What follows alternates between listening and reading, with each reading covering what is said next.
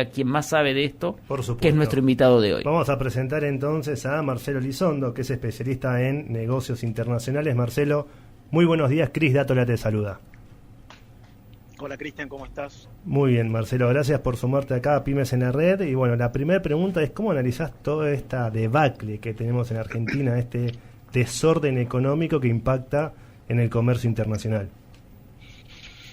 Yo lo analizo como una etapa casi final de inconsistencias de un proceso muy largo, porque en realidad esto comienza con un desborde del sector público que crece exacerbadamente ahogando al sector privado y además no pudiendo financiarse el sector público.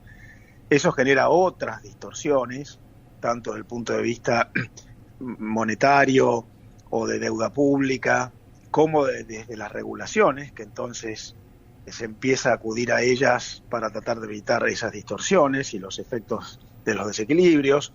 Esto genera a la vez luego un muy mal funcionamiento económico, baja la tasa de inversión, sube la tasa de inflación, se toman muy malas decisiones económicas porque no hay referencias adecuadas para asignar bien los recursos, se empiezan a obturar determinados circuitos que tendrían que funcionar normalmente para evitar los efectos, por ejemplo el comercio exterior.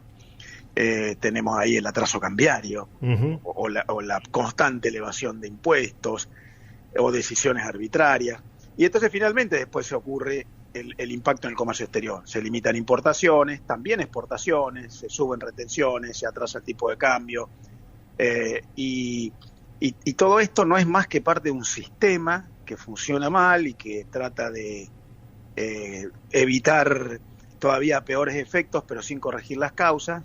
Y me parece que estamos ante una instancia en la cual lo que hay que hacer es modificar integralmente el sistema, casi sustituirlo por otro, un régimen económico. Esto va más allá de algunas medidas puntuales o de algunos sectores específicos. Es un sistema integral que funciona mal.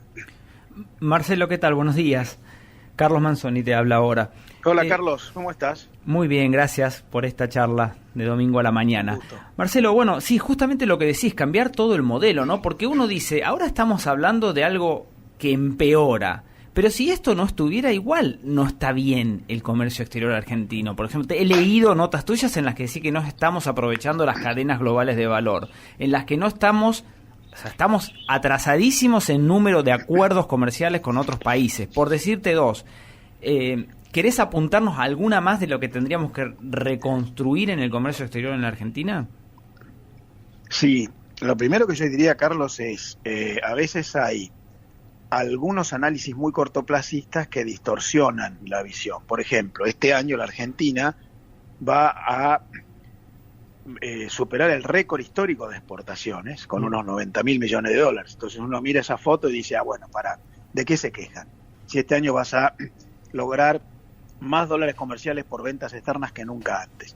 Si te pones a escarbar, te das cuenta que en realidad te beneficiaste de precios internacionales únicos en la historia, por lo tanto en volúmenes el crecimiento no es tal, lo que hay es más precio por lo mismo que vendés, y te beneficiaste de que el comercio internacional está recuperándose después de la pandemia y obviamente el impacto de la guerra mejora las condiciones comerciales, y tuviste una muy buena cosecha que el año que viene no vas a tener por razones climáticas.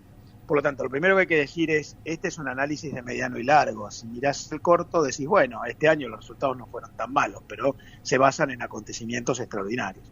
Luego, la segunda parte de la respuesta. Efectivamente, si uno mira el mediano y largo, tenés un montón de problemas, algunos endógenos, internos, como ya mencioné, otros externos. Por ejemplo, la Argentina tiene muy pocos acuerdos comerciales internacionales con otros países que faciliten el comercio internacional. Y te lo voy a plantear en estos términos, Carlos.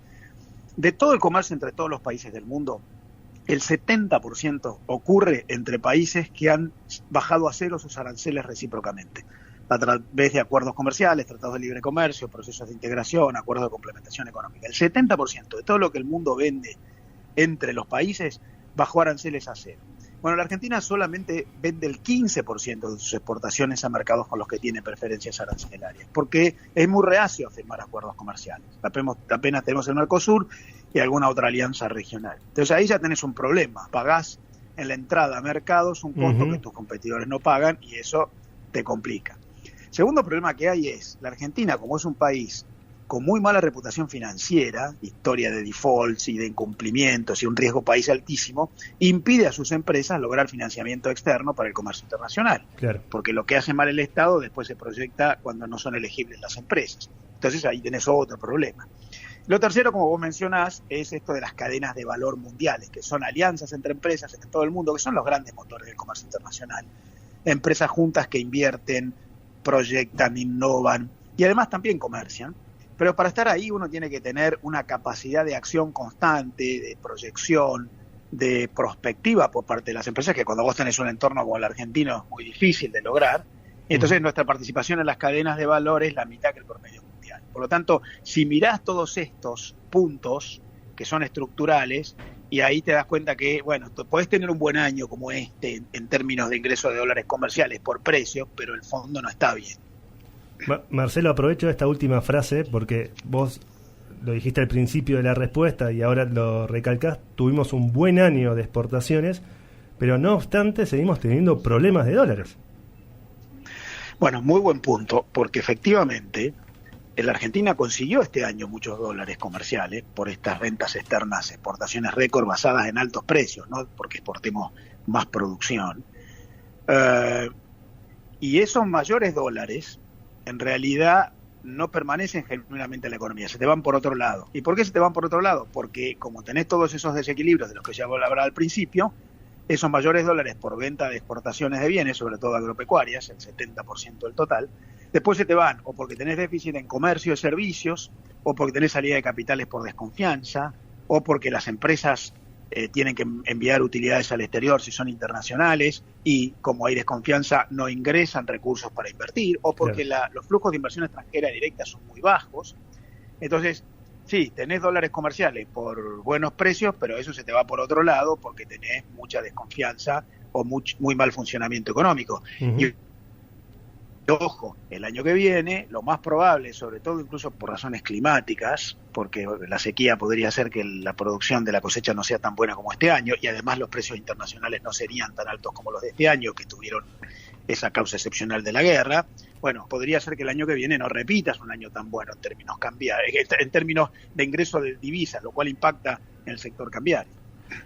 Marcelo, por último te quiero aprovechar para que hagas un señalamiento que te lo escuché que está muy bueno, esto de que dejemos de hablar, ¿no? Es más ir a lo particular y no tanto a lo general del tema comercio exterior, pero vos decís, dejemos de hablar de insumos para que sirven para la producción y que después se exporta, porque lo que son bienes finales también nutren al sector servicios, que también exportan y son un sector quizá más importante que los otros. Efectivamente, yo estoy escuchando mucho esto de que el gobierno va a limitar el ingreso de importaciones de bienes terminados o bienes finales, porque se supone que, bueno, como no se manufacturan acá, los estás comprando como ya terminados, pensemos un calzado terminado, o un electrónico terminado, o un alimento envasado terminado. El gobierno dice, bueno, estas importaciones las vamos a limitar, porque ya están terminadas, se procesaron afuera, acá no generan ningún proceso de manufacturación. Y lo que sí vamos a permitir es el ingreso de importaciones de insumos o de máquinas que se usan para producir acá, de modo de no afectar el proceso productivo y de manufacturación. Pero esta es una visión equivocada, propia de la visión antigua de creer que la industria está separada de los servicios, como se entendía hace 40 años, pero ya no. Porque resulta que lo que se llaman bienes finales o terminados, en realidad también son insumos del proceso de servicios. Claro. Vos pensá la importación de un teléfono móvil, un smartphone, un teléfono de última generación, que se supone que es un bien terminado. Sin embargo, genera una enorme cantidad de trabajo, de movimiento comercial, porque vos tenés un importador, un distribuidor de logística, un mayorista, un vendedor minorista, un prestador de servicios postventa después. Todo eso genera una enorme cantidad de procesos económicos que no están en la manufacturación física, pero sí en los servicios. Por lo tanto, lo que yo digo es, los bienes finales en realidad son insumos de los servicios. ¿Cuánto puesto de trabajo hay en la comercialización de insumos importados? ¿Cuánto más puestos de trabajo hay en un supermercado si vos tenés bienes importados en las góndolas? ¿Cuántos puestos de trabajo hay en todos los locales de venta de productos importados en los shoppings. ¿Cuánto trabajo se genera en la logística, la distribución, el mayorista, el minorista, el importador, el despachante de aduana, el banco que financia esa operación? Por lo tanto, no hay tal cosa como bien final, último eslabón de la cadena, no le importa a nadie si yo impido el ingreso porque no se manufactura acá. Me parece que hay una visión muy antigua, muy equivocada. La economía es un sistema, un conjunto de vasos comunicantes que se retroalimentan. Hay que tratar de generar condiciones básicas para que funcione bien y restringir lo menos posible su accionar. Muy claro, Marcelo. La verdad que podemos estar horas hablando con vos y tratar de entender esta Argentina tan compleja y complicada. El tiempo es tirano en radio, así que te queremos agradecer mucho por tu tiempo y tu comentarios tan didácticos. Un gusto para mí. Cuando dicen el tiempo es tirano, me acuerdo de Raúl Portal que decía, si el tiempo es tirano, ¿por qué no lo derrocan? Muchas gracias, Marcelo. Un abrazo, Marcelo. Fue Marcelo Elizondo, especialista en negocios internacionales. Qué claro que es Marcelo para explicar estos problemas que tenemos.